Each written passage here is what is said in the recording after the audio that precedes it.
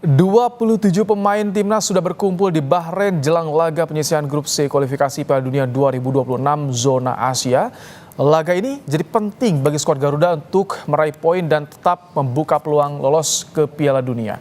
Apa yang harus diwaspadai dari anak asuh Sintayong ini, maksudnya yang harus jadi fokus anak asuh Sintayong dalam laga Kamis malam nanti, kita akan bahas bersama dengan pengamat sepak bola Binder Singh. Selamat petang Bung Binder.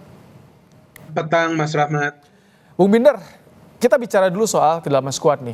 Kalau misalkan Miss dan juga Eliano sudah bergabung, Martin Paes ikut latihan. Bagaimana risikonya menurunkan ketiga pemain ini, Bung Binder? Sebetulnya resikonya sih kalau menurut saya tidak ada ya.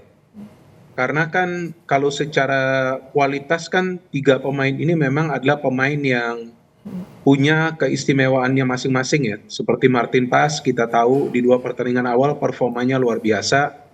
Memang informasi terakhir adalah kondisi dari Martin Paes ini hanya 70%. Artinya akan ada final check ya besok ya. Akan ada final check apakah dia memang fit 100% atau tidak. Seandainya Martin Paes ini dinyatakan tidak fit 100%, kan kita masih punya Hernando Ari ya. Dan Hernando Ari ya sebelumnya juga sudah punya pengalaman kan, meskipun bukan lawan Bahrain ya di level senior ya. Tapi artinya jika Martin Paes tidak bisa dimainkan, masih ada Hernando Ari dan Miss Silgers dan juga Eliano, ya saya pikir jika mereka dimainkan seharusnya menambah kekuatan. Kalau baru adaptasi ini bakal jadi kendala tidak? Nah ini pertanyaan yang paling populer dan juga pertanyaan yang banyak ditanyakan kepada saya dalam 1 pekan terakhir ya. Dan kalau bagi saya sih untuk menjawabnya simpel saja, karena kita harus melihat juga adaptasi dari para pemain kita yang juga bermain di Eropa yang sebelumnya untuk pertama kali membela tim nasional Indonesia.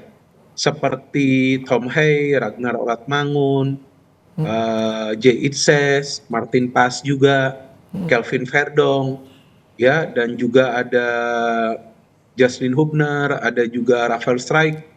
Sebetulnya mereka tidak membutuhkan waktu yang lama untuk beradaptasi. Bahkan Tom Hey dalam pertandingan pertama mainnya sudah bagus, Ragnar juga mainnya sudah bagus, Jay Itzes mainnya begitu tenang di lini pertahanan. Jadi seharusnya Miss Silgers dan juga Eliano yang bermain di Belanda ya, bermain di Liga Belanda, seharusnya mereka juga tidak akan membutuhkan waktu yang lama untuk beradaptasi. Apalagi kan mereka sudah berkumpul ya selama beberapa hari terakhir ini, mungkin 3 hari, dan sebelumnya kan mereka juga mengikuti latihan dari timnas tuh sebelum lawan Australia bulan lalu, kan mengikuti juga latihan.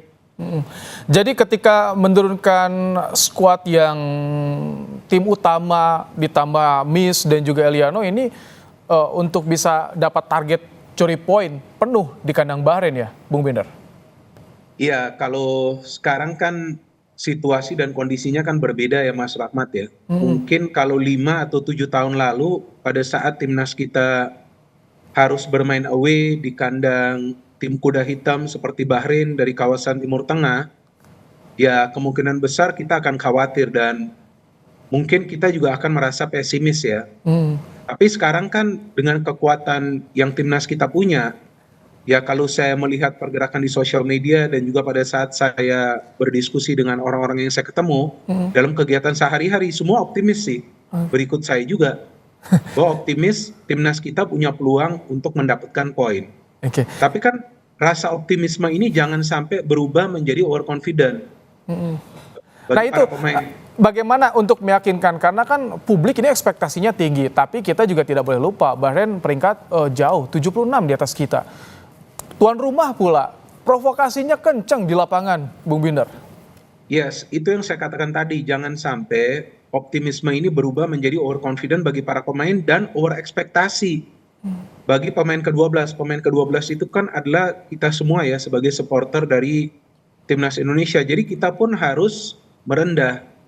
Kita harus memberikan support, tapi kita pun harus merendah dan kita memberikan para pemain ruang agar mereka bisa bermain dengan tenang. Dan seperti yang tadi Mas Rahmat katakan itu betul, bahwa soal Bahrain ini, timnas Bahrain ini unggul sebetulnya dari segi non teknis ya, dan banyak yang menanyakan kepada saya apa non teknis itu. Nah, para pemain Bahrain itu pintar bersandiwara, banyak drama. Ini yang saya khawatirkan, saya hanya khawatirkan sandiwara mereka. Oke. Nanti kalau mereka main di sini mungkin mereka bisa audisi juga untuk ikut sinetron kan. Oke, tapi ini yang menarik, ada pemain muda dari Villarreal 17 dibawa. Nah, selain itu, siapa lagi yang perlu diwaspadai dari skuad Bahrain ini, Bung Binder? Nah, kalau menurut saya, Mas Rahmat, semua pemain harus diwaspadai. Karena seperti yang tadi Anda juga sudah katakan, bahwa ini kan bukan tim yang lemah ya. Saya pun mengatakan kalau tim ini adalah tim kuda hitam. Di kawasan Asia, oke, memang mereka belum lolos ke Piala Dunia, tapi mereka juga adalah salah satu tim yang biasa tampil di Piala Asia. Regenerasi mereka juga bagus.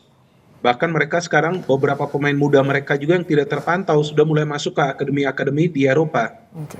Jadi memang secara skill teknik tidak perlu diragukan.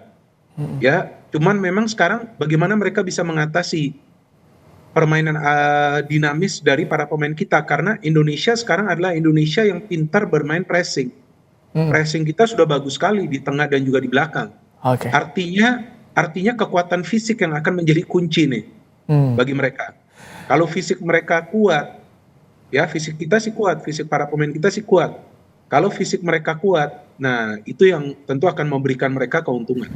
Kemarin PSSI bilang jaminan akan main all out karena kondisi pemain bugar, di top performnya juga. Kita doakan agar bisa meraih hasil yang maksimal. Terima kasih Bung Binder untuk waktunya di Kompas Petang sore hari ini. Sama-sama Mas. Oke.